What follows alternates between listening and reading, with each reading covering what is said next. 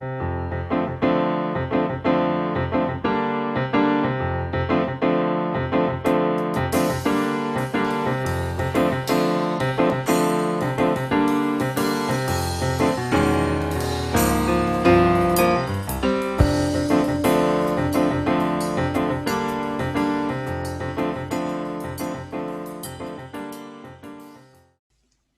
evening, everybody. Welcome to the New African Paradigm channel. Our guest tonight is Chioma Phillips, who is the editor of Msingi Afrika magazine, which is an online journal, and the host of Msingi TV. Chioma, welcome, and thank you so much for joining us. Thank you. It's a pleasure to be here. So I would just like to say, Chioma, when I came across Msingi Afrika, I was blown away. I was blown away by what I was seeing and this beautiful picture of African nations and African countries that was being presented, an entirely different perspective and way of looking at anything African.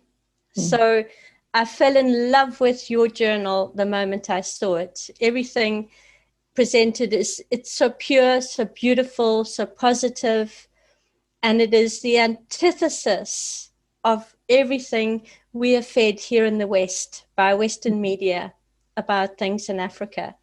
You know, if we get news of anything happening in Africa, it's always a disaster. It's a natural disaster, it's a famine, it's some hideous event, it's some war, it's some coup. We never ever get anything of the real Africa, the real and amazing and beautiful nations of the continent. And I would just love to say to anybody to go and have a look at Msingi Afrika and to go on the menu bar to editor's note, because on that is just my favorite. So it's the cover pages for all the months of the journal.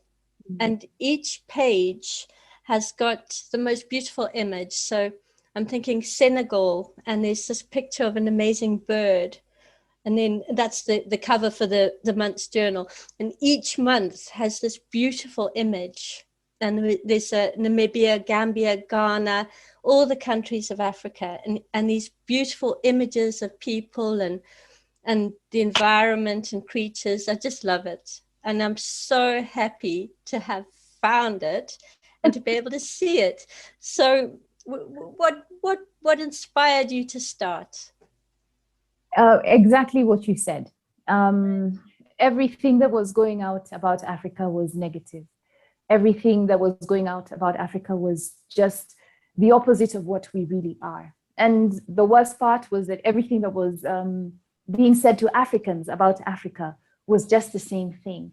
The narrative has always been Africa is poor, Africa is starving, Africa is disease-ridden, Africa is backward, Africa is ignorant.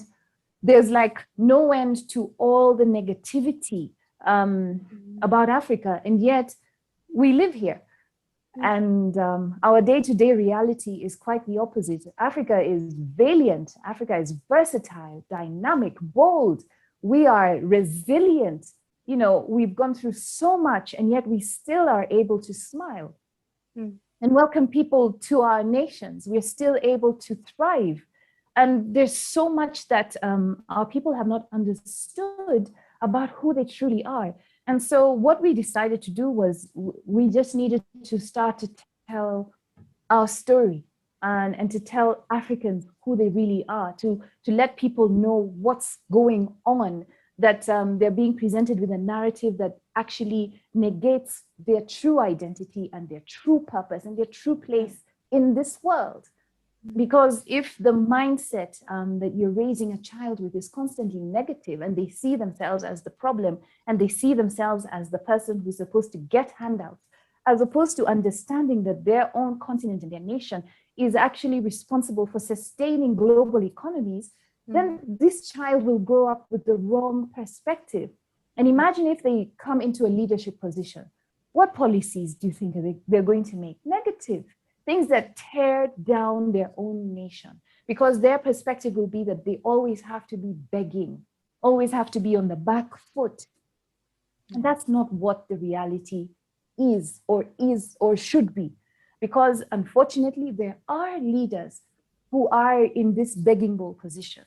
And there are various reasons why. But there's also the possibility that we can actually shift that and make a new story for Africa and take our place and our position on the global stage as we ought to be. Yeah. So this thing of self-empowerment. So you're self-empowering. You're giving people, reminding them of the values that everyone has in Africa, no matter which nation they're from. Yeah. And yes. What I really so love about your work is that there's a unity. You're bringing in this amazing unity. So you're based in Kenya. I'm sorry, we forgot to say that. You're in Nairobi at the moment, and you're based in Kenya. But are you Kenyan? I'm Kenyan. You're yes. Kenyan. I was born in Kenya. Yes. Okay, but you bring in this whole. So when we look at the journal, and on your TV, Msingi Afrika TV, you are bringing all the countries together. I love this, the sense of unity. You did a road trip. In fact, you've done a few, and you've been to these amazing places. There was a beautiful lake. That was your last road trip. And you see, in the West, we never hear about these amazingly beautiful places. And I just love it. I love this approach, but particularly the sense of unity that you're bringing in. What would you say? Obviously, a message of positive affirmation and getting people to know their own worth, because it's actually a historical thing, isn't it? The human being has been devalued in Africa. Yeah. Because when you think about what happened in the Berlin Conference, when nations from Europe and America sat at a table and looked at a map of Africa and decided that they were going to carve it up for themselves so that they could come in and take whatever resources they could. I mean, they were already, taking out people and taking out things. They just now wanted to make it official so that they wouldn't, fight with each other. It wasn't about us. No. But they needed a strategy to penetrate successfully. And the strategy was to make the people who were indigenous to the continent feel like they were a lot less in terms of value than they actually were. And it was a lot of head games. And that's really gone on and on and on, and it's been entrenched through the education system, has been entrenched through the global economic system. A lot of things have pervaded mindsets in Africa that came about as a result of people who wanted to come and take what was not theirs, by making the people who owned those things either devalue what they had or devalue themselves to the extent that they saw these people who came, the invaders who came, as if they were their masters. And it has continued through the ages, because what happened was that then nations took up economic and political and social models that were not indigenous to them. But when you think about the level of erosion that has taken place as a result of that, you then now realize the need to rebuild. And that's what we're trying to do with Msingi Afrika. Msingi is a Kiswahili word for foundation. Right. We looked at the nations of Africa, and we realized our foundations are out of course. A lot of the things that we believed in or believe in as a people have just sort of shifted out of focus, and we've taken on a more capitalist or socialist approach to life and living. Whereas the African way was about communal living, about seeking the benefit of one another for the most part. Even in economy and in trade, it wasn't even so much about gaining over the heads of other people. if you travel to places like Mombasa right now, there are people who, you know, I had a conversation with a shopkeeper and I told him, oh, wow, you know, you could really grow your business if, and I gave him a list of suggestions that he could use. And he looked at me and he said in the typical fashion of the people at the coast, but if I do that, what's going to happen to the lady down the street who sells those precise items that you're describing to me? Wow. I'm selling what I have. Wow. I want her to also be able to get something for her family. And that was like, I mean, I stood there and I was humbled because it blessed me to know that there are people who consider their neighbors, their friends, the benefits that will accrue to them. And they act on that basis in terms of their day-to-day choices.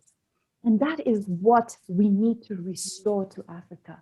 Because if we focus on this mindless pursuit of things, we're going to end up in a situation like the US, and the US right now is not doing great.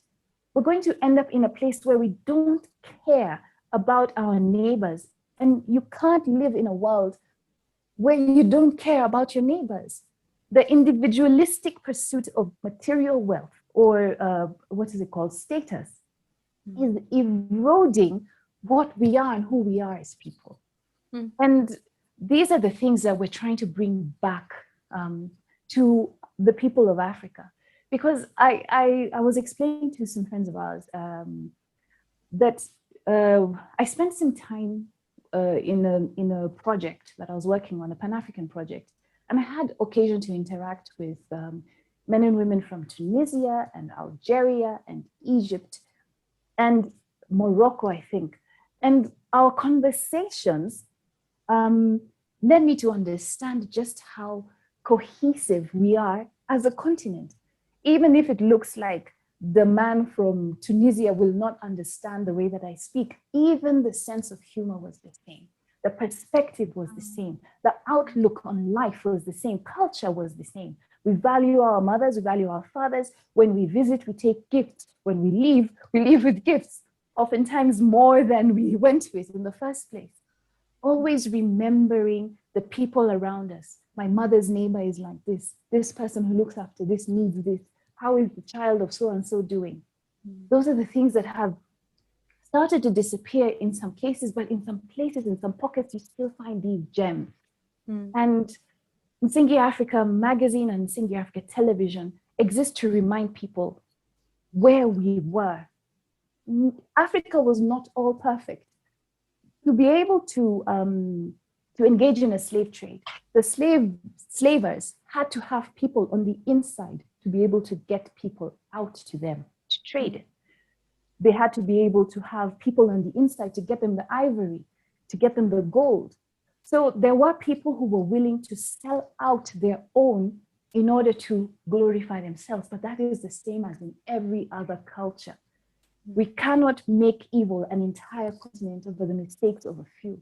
We have to realize that mistakes were made.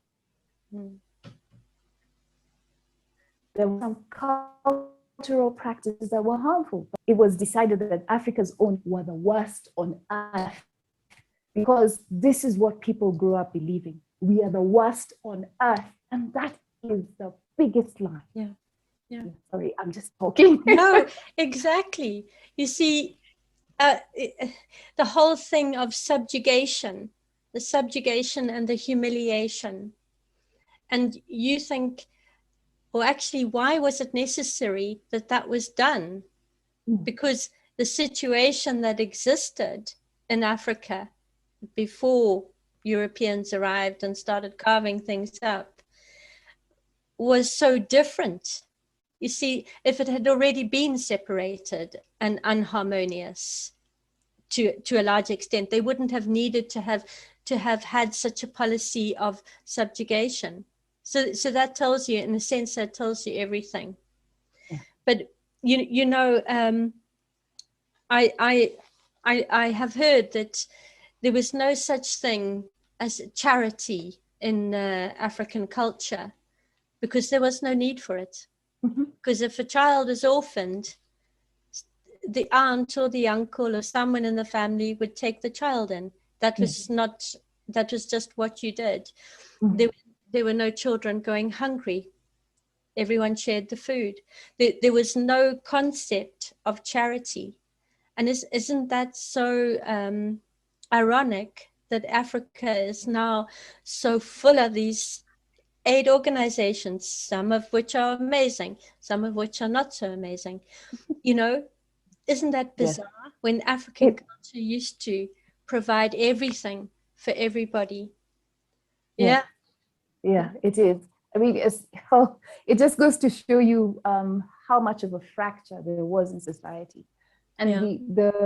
the tragic thing about these aid organizations and these charities that come in is that they actually come in for also some hidden and nefarious reasons. Yeah. So it's not actually that they've come to help the communities they say they're helping. I'm not saying that they're those that are not genuine, but Yeah. there are these other ones that come, and what they're trying to do is gather intel at the grassroots level on what is societal behavior, what's going on in terms of agriculture and farming, just for purposes of gathering data to go and do who knows what with it later on. They come in and they spy out what's going on politically and socially, and then report back to their countries of origin. And all those things are input into foreign policy. They come in and, you know, some people have actually done like horrible things to children or women in those communities. And then, you know, they're wearing this mask of charity. Mm-hmm. Someone told me the other day that they're in the UK and they're like, they still see these a month to this community for the provision of clean water. And we're like, my goodness, this has been happening since the 80s. If this thing has been happening since the 80s, the last 30 or so years, no change has been made, then maybe it's time we look for a different strategy. Exactly. But that it still works tells you, right? That it still works tells you, though, that you know, there are people on the ground who don't do their research, who don't know what's really going on the ground in Africa. They don't understand that actually the situation may not be as dire or effective, because all this time, really, a full generation of people, you haven't been able to effect change at the grassroots level. Then maybe stop, because I think there's a definition that talks about it being insanity. How about we find another way, right? Yeah. Yeah. Exactly. Yeah. We lost Yeah. you a little bit. The connection was a Oh, little bit wonky, just a little tiny bit. But yes, totally. You know, not so much now, but 10 years ago, or even less, 5 years ago, the television in the UK, it was just back to back adverts for £2 a month, and you know, someone will go and dig a well for these people so that this poor little child won't have to drink out of a muddy puddle. You know, what is going on? I think there's, I know. yeah. Then you see them driving these huge cars and they live in these huge mansions in the most upper crust neighborhoods they can find in the capital city. Those are the owners and the managers of the charities. Fancy living, fancy restaurants, fancy clothes. See, that money that was donated is not necessarily going to the ground. It's going to salaries, it's going to rent, it's going to, you know, other things. But the people on the ground will then now get crumbs. Then these guys will write a report, take a photograph of a child with flies on their eyes, and then go back to their countries and say, see, we did good, give us more money. That money is not going to the people. It's not. It's very tragic. It's so, you know, it's not even heartbreaking. It's really infuriating. It's and it criminal. has to stop. It is. It's criminal. Yeah. Yeah. There's been some high profile cases of misconduct, extreme misconduct, and I think that has changed a lot of people's perceptions. But then, of course, the good get chucked out with the bad, and the good do exist. But I think it's the larger the charity, perhaps, the more dubious, the nature, because as you say, they haven't managed to change anything in the last 60 years. Well, yeah, they're not doing something, are they? Yeah, something's wrong. You know, getting back to what you have in African culture, and you say you still have these pockets of a traditional way of communicating with each other, this feeling of ubuntu, of solidarity, and being your brother's keeper. I am my brother's keeper. I was in Paris some time ago, a couple of years ago, and I took 3 taxi rides, and I had a different driver for each time. So I did a little experiment, and I asked each driver the same question. And I said to them, I started off saying, do you like living in Paris? And the first guy, he said he was from Algeria, and he said no, it was how he made his money. He said nobody in Paris was happy. The Parisians were never happy. They only cared about money. They didn't have time for their children. So I thought, okay, fair enough. So I asked the same question to the next taxi driver, and he was from Tunisia. And he said more or less the same thing, but in a very humorous manner. He really thought it was hilarious that these people had so much money, but they weren't happy. They had these huge cars, but they weren't happy. Even their children didn't like them. And anyway, it was just interesting, the perspective, because, there's been so much social engineering in Western culture. And I think that trying to feed it through to African countries that'll put up with it. But there's been so much social engineering that we have a massive problem with our youth. We have a massive problem with confusing very, very young children as to what gender they are. We have a huge problem with, there is so little respect now. And it's an African thing, isn't it? That you respect someone who is older than you. This really doesn't exist for us anymore. And I'm always humbled by, I have a number of Congolese friends, and I'm always humbled by their view of family. That's the support network. This is the most valuable thing in life. And that is exactly what it is.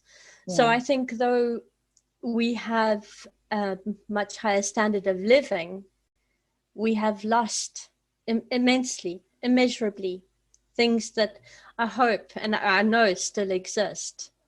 So yeah, we need to do something to restore that. Because I think, I believe that one of the things that Africa has to offer the world, it's not so much the gold and the diamonds, but it's that the remembrance of and the reconnection to what really matters. Because now that the West and the East have pillaged as much as they've pillaged, and they've grown the economies, and they can write all these numbers about their GDP and so on and so forth, but then look around themselves and then see that what has actually happened is there's been an erosion in family life. Maybe it's time for them to change the measures that they use, and to actually consider using that happiness measure that, I forget which country was that again.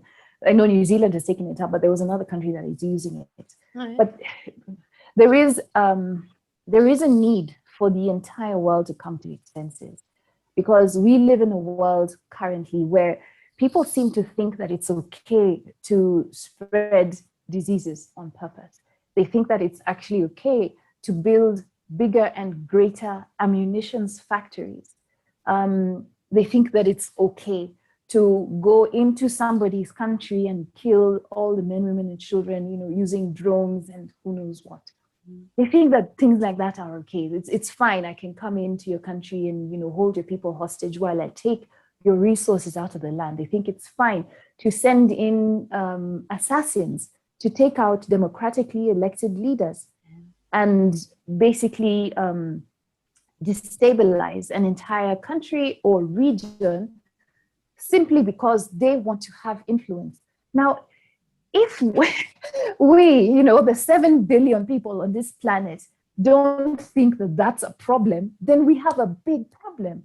Because for generations of people to be growing up on the wealth that was acquired by bloodletting, by robbery, by blackmail and extortion, and to think that that's all right, to call themselves developed and advanced because they came and shot somebody in the head and took what he had and then went and built a house with it, there's something wrong. There is something very wrong with that. And there's something wrong with teaching generations of children to grow up and become like that, because that's basically what we're saying. If we glorify America or we glorify China, then we are disregarding the millions of babies who have been killed through abortions. How is that development and how is that advancement? Because that doesn't make sense to me. And to try to corrupt Africa's values and then shift people in that direction, that for me is really, really a disaster. In the making, we can't turn the whole world into one homogeneous mind. We should not do that. We need the diversity of opinions and of cultures so that we can keep this thing balanced and stable. But right now, I don't know, it's like all the African governments are competing to try to achieve a certain standard that has been set for them by the IMF and the World Bank. And, they seem to think that this is actually the pursuit they should be on. Or, UNICEF has said that this is what the educational curriculum should be. And they're trying to introduce things like masturbation. I mean, really? Why? Are we not stopping to think and say, hang on a second, the world went mad maybe 50 years ago or 50 decades ago, and we need to stop and reevaluate where we're going. Because we can't be praising countries as advanced who have used such insanity to get where they're going. You come and you put a bullet in a child's body and you call yourself victorious and progressive. We are celebrating the wrong things. And Africa has still a huge amount of heart left that people can reconnect to in a positive way and reconnect to the foundations of what it means to be a person on this earth. Not the pursuit of cars and building big houses, but the pursuit of relationships that add value, the pursuit of compassion, of being able to say to yourself as you fall asleep at night, yes, I did well today. What I did, I am pleased with. I'm not having strange nightmares because of the choices that I made as a president or a prime minister or a king or a queen. The world's axis is completely off. It is. Yeah. The lunatics are in charge. Yes. But you said the presidents, the leaders, and it made me think of Thomas Sankara. You recently did a wonderful article on him, and I love to see that because he's my mentor. He's really a guiding light for me, as I'm sure he is for many, many people. Yeah.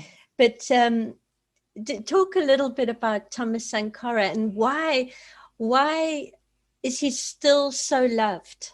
What was it that he did? Because you were saying, the situation where they come and leaders, African leaders, just get, if they're any good, most case they disappear. So why do you think Thomas Sankara was in for such a very short time, just for 4 years? What was it about him? Why was he so beautiful and wonderful? Oh my goodness, this guy set his mind to actually make a difference in his country, and not looking for his own glory, but actually saying that the only way that we can transform our country is if we come together and work together, not taking loans from the IMF, but, and not bowing under the control of the neo-colonialist imperialists who were trying to take over again, but actually coming together as a people, the way it was done, traditionally, communally working together. Because if you think about it, the way people used to work the land was, let's work here together today and celebrate, and then work here together tomorrow and then celebrate. So he was bringing those cultural values back to his people, building dams together, roads and railway networks and things like that without taking any loans. But what happened was that I think he underestimated the greed of the people who were around him. He was sincere and he was like, yeah, let's shed off all of these luxurious items we have surrounded ourselves with, live simple lives and actually build. And he had a very clear picture about where he could go. He was bold about it. He was uncompromising. He was going for it and he was actually achieving it. The West hated that. IMF and World Bank wanted their claws into the country so they could control it. So they were not pleased with this guy. And then, of course, around him, there were people who had decided that, the lives that the colonialists were living looks pretty grand. I wouldn't mind taking over and, living in a big house and driving a fancy car. What's up with this guy here who now wants us to sleep on the floor like him and turn off our air conditioning like him? He wants us to suffer and be like commoners. What is wrong with this man? And so there were enough dissenting, greedy, selfish individuals to be able to foment discontent, the discontent that was required to, to stage the next coup and to get him out of office, much to the pleasure of all those who wanted to imprison the country and all those who wanted to, sit on the heads of their countrymen as if they were royalty, forgetting that they all came from the same womb. So Sankara remains, a shining light for the very reason that he put his people first, that he dared to live the kind of life that Africa should be living right now. He shamed all those other African leaders who were now trying to do it, the whole, neo-colonialist way. He stood there and he said, no, you guys, we can actually work together. So of course he was a threat. Why will they have someone who actually has a mind and believes that he is an individual worth reckoning with and worth dealing with as a peer? Why would they have him sit there on that seat? They'll never get their claws into the thing. No. They'll never. And it will start a wave of independent thinkers across the continent. See? But so, they couldn't stop it. He was a contagion. His idea, his whole ethos was a contagion, immortal. And you cannot kill that. You cannot kill that. Basically, love, because he inspired love. Yes. Yeah. Which is why when when they finally kicked Compaore out, the youth were still talking about Sankara. How many years later? I mean, come on. And to this day, across the continent of Africa, people will still talk about him. Because like Sankara himself said, it's an idea. You can't kill it. No. What the foundation he laid in the hearts of people, because obviously the ones in the land now, people have done what they wanted with it. But the ones he laid in the hearts of the people, that's the one that is indelible. It's just, So, do you write in your journal? Do you write about history as a basis? Do you give these examples so that people can learn and be proud of African history? Because I see there are other articles on older history. And what do you feel is the role of history, both modern, medieval African history? I mean, wow, there's a concept, isn't it? You throw that at most people, they go, what? There's no medieval history in Africa. I just have to tell you, I grew up in South Africa and I was educated there.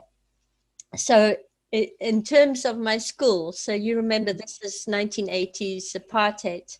So in terms of my schooling, there was no African history, huh? So Africa, South Africa only started, and you can see how it's been drilled in. 1487, Vasco da Gama rounded the Cape of Good Hope. and discovered the Bay of Natal. So Yes. this is when history started in South Africa. Brilliant, isn't it? Yeah. So, so there's a lot of work to be done, isn't there? A lot of There is. re-education. And how do you approach that? Oh, we take the gems that we come across and we share them, because it's what you're saying. I think every country has that kind of narrative about it. You go to is it Britannica online, and you're looking up the history of a certain country, and they say, when such and such explorer arrived in this land, then this and this and this happened, and you're like, no, there were people in these countries before these people came. What are you talking about? And doing Msingi Afrika magazine, yes, we deliberately wanted to look for stories of people who existed before the stories of the explorers, the brave explorers came, to our homes where we were living every day, and then, braved all the extremes. We wanted to, those were our homes, which extremes, yeah. So we wanted to look back. And we wanted to draw people's eyes backward, because in school, the stories of the different people who were considered to be historical figures, they were not very well expounded. It was not zeroed in on, like, this was positive about them, this was negative, not so much the way that was needed. And so a lot of details were left out. It wasn't a Pan-African, viewpoint. It was very sort of local, and they would pick one person from this community, one person from that community. And so stories about Mansa Musa, I was discovering later on in life, and, stories about the Kandakes, and my goodness, these fierce women leaders, you're like, what do you mean? What's happening? They went to war? Are you kidding me? Queen, who did what? Yeah, Asantewa did what? Where have these people been? Yeah. And we were like, if we're so excited about them, then maybe there are other people who also don't know the way we didn't know until we bumped into these stories. Maybe they don't know. And if they don't know the kind of stock they actually come from, then they're going to live as if they were slaves from the get-go. Because if I look backwards, my grandfather was alive and pretty young around the time of colonialism. So he kind of lived through it. But that was like grandfather, then mother, then me. So I'm not so far from the colonial days, but I'm not close enough to his history to know what it was like when he was young. We didn't interact as closely as I would have needed in order to really get immersed in it. But there are people who did. And so we have people who are connected to that time and the time before, based on the narratives, the oral narratives that were handed down. So we're trying to get people to the point where they understand that just because you've been told that Africans were illiterate in that they couldn't find written history, literacy is not actually as has been defined for us, because we always understood the culture. We always understood the history. It was always very present for us. It was something that was narrated and became very real. It was something that was lived out, that we witnessed, in various generations of people that we were interacting with. So that was, literacy was a foreign concept that was brought in to kind of create dichotomies and structures and comparisons, but completely unnecessary and irrelevant. But then you go further and you discover that actually, though, our people were writing and came up with mathematical concepts and were creating things that measured time and seasons and had calendars. And therefore, the Shango bone I saw recently, exactly, on Msingi Afrika. Yes. Amazing. And how old was that bone they found? Yeah, I've forgotten, I confess. But so, I confess. So I will not lie to you. But, putting these things out there so that people can go and then say, wait, this is now the thing. This is how it, I suppose it correlates to your channel, the new African paradigm. We want to show them what they don't know about who they are, and then show them the reality that they currently exist in, so that they can examine that and then be able to understand what the future should look like and begin to build that future. And that's, we're just trying to create a bridge. Bridges in time, bridges in time and bridges in mindsets and in self-perception, which are so critical, because like we even have a project where we work on photography, because we want people to see images that are not just, you know, if you go online and you search for Africa, you'll find lions and zebras and okay, fine. Yes, you can find them in Africa, but that's not Africa. No. Or you'll find hungry, starving children, or, you know, people with flies on their faces again, you know, or slums. But what about all the other things that are there? And if we can just help eyes open to see the truth, they will be able to contrast it with the lie, and they'll be able to come out of those mental shackles and live the way that they're supposed to be, and be able to speak with confidence to people who challenge them and tell them, no, but that's not true. Where I come from, this is how things are. But currently, everything that they see mentally is very fragmented, and it's kind of like in these little boxes that they have been allowed to access based on the education or based on what the media is sharing, which is always skewed, you know, and biased very heavily. And, you know, there's social interactions, because socially they're interacting with people who were educated the same way. And unless there's one outlier next to them, they're not actually going to challenge their current worldview. They will not challenge the stereotypes. They will just embrace them and live quietly the way that they were conditioned and programmed to. And so Msingi is bringing a different viewpoint to shift the mind to a different perspective. Yeah, I love it. You know, that I would like to say another thing I was reading and what I've learned from you, this wonderful leap in ideas from Africans who are going to medicinal herbal medicines. And you made the point of saying people are conditioned to consider this as witchcraft. It's labeled witchcraft, and it's traditional African medicine. So that again, you know, we're quite happy to accept Chinese medicine, you know, natural Chinese medicine. Here in the UK, we have a lot of people now who are turning to natural medicine as opposed to pharmaceuticals. But I only recently found out about moringa and the incredible benefits of moringa and the wealth of traditional medicine that exist in African cultures. So please tell us a little bit about that. So you know how costly healthcare is generally all around the world. I mean, everything is somewhere in the sky or in the clouds. Don't dare get sick, or else you don't know what will happen. Your economic fortunes will vanish. It's horrendous, but it has the medical industry, and it's an industry, has been structured deliberately that way. The cost of medication, the cost of getting care, access to care, the equipment that is even needed to take care of people. But then you meet people like Dr. Jakibai, who is a natural practitioner. He's been doing it for over 50 years.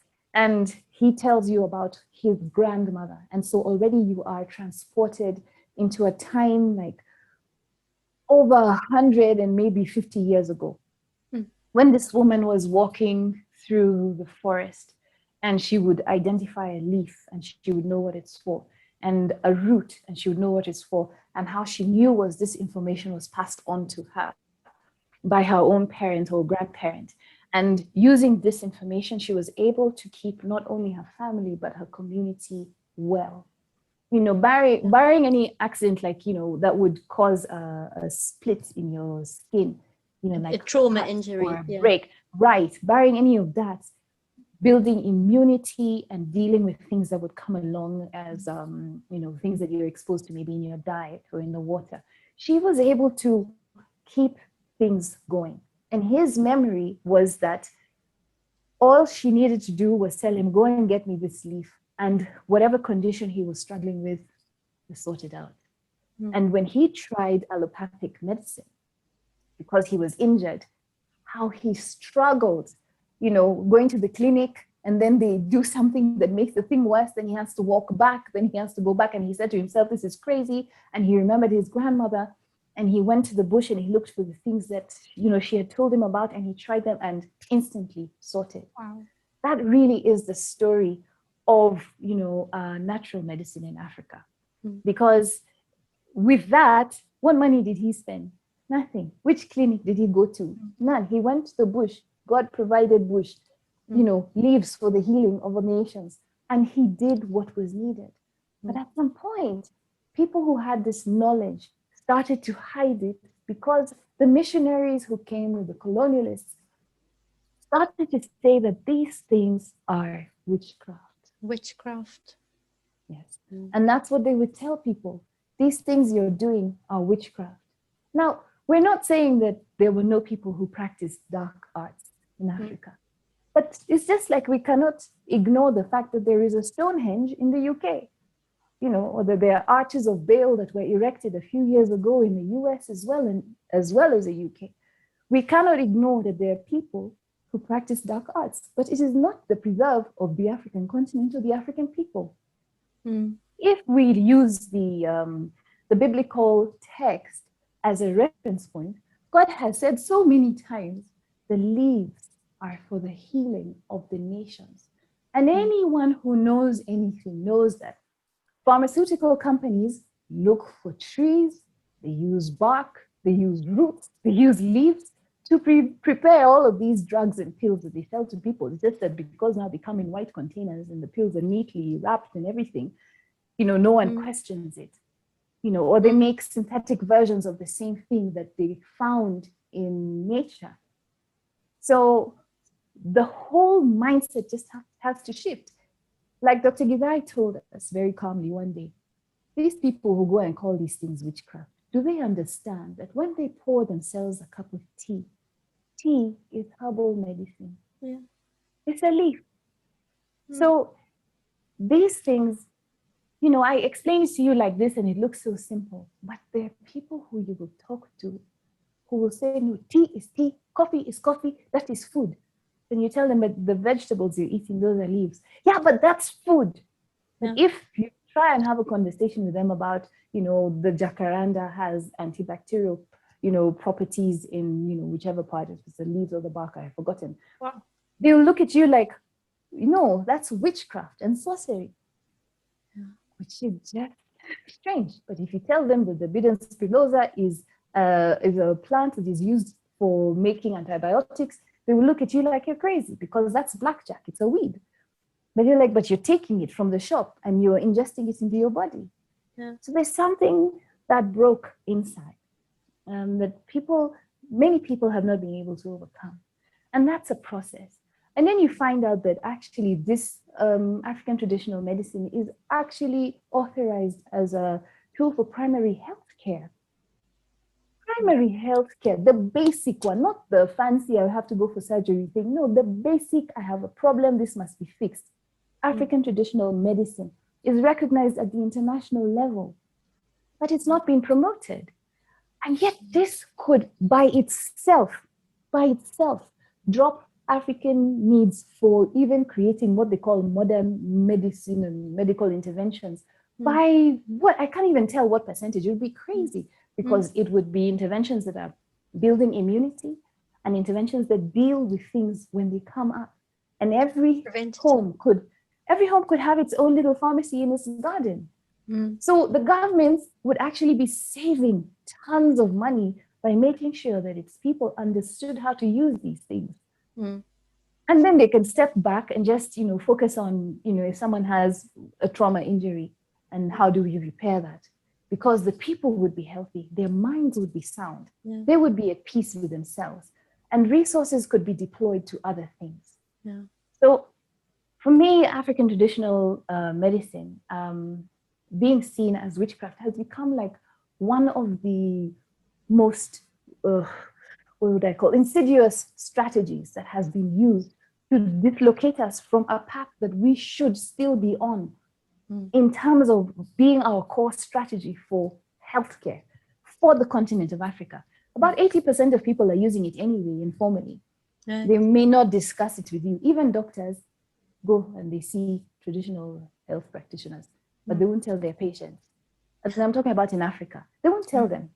They take their families, they go there because they know that's the real medicine. Then they sell their patients this other stuff which has the side effects, at least heart disease, liver, I don't know, Yes, kidnees, shocking. everything. Yeah, they do it. They do. So you go see the guy, he tells you, yeah, take this one. He's getting his cut from the pharmaceutical company. Then he gathers his family and takes him to see the real guy. It's a very strange set of things. So it's something that has to be looked at. It's something that has to change in the way that we look at things. And it's urgent because I think that the next generation must grow up having these tools at their fingertips. I agree with you wholeheartedly. I can't wait. I can't wait to see it. You know, it's going to be a revolution in terms of perceptions, yet another perception changed. I know the isiZulu word for medicine and tree, imuti, is the same word. That's beautiful, isn't it? Tree, Wow, and, yeah, and tree and medicine's the same word, imuti. Yeah, actually in Kiswahili as well, because Is mti it? is tree. Oh, it's a slightly different spelling, but mti is tree. Yeah. And the medicine that is taken from herbs is called miti shamba, which is like tree farms. Okay. Kind of loosely translated. Yeah. So it all connects. It's really one thing, one heart. We just have to have the confidence again that these things are good. Because they are good. They never stop being good. But inside here, something happened. We have to just get back to the place where we understand these things. They came from God's hand as gifts to us, as food and as medicine, and just get back there. So yeah. And that, you know, it's such a long-standing tradition. This is as long as humanity has been, as man has been on earth. Exactly. So that's how amazingly old it is. Yeah. Chioma, I'd love you to talk about your book. So you and your husband, this is a joint effort, is it? Yes. Yeah, We you and co-authored it. your husband Samuel have written a book called A People Called Africa, Rebuilding the Africa of Our Dreams. So could you please tell our listeners about your book and where they can purchase a copy? Yes, we wrote that book last year, around the time when everyone was locking down. Not that we were affected by the lockdown. We generally have continued living the way that we live. And we realized that the magazine is beautiful for what it's beautiful for. We hadn't yet started the TV series, but we knew that there was a need to set in place what it would be, definitions and a series of understandings, and just bring together in a collection the different things that we believe that people need to know in order to be able to restore Africa to the trajectory it must be on, including making policy recommendations and connecting people back to even a spiritual perspective they may not have considered, that actually is still godly, but had been sort of eroded because it had to be pushed aside in favor of something that they were told was more sanitized, and just helping people understand what we have lost, and showing them how to regain some of the things that we must regain, and to put across the urgent need for these changes to be made.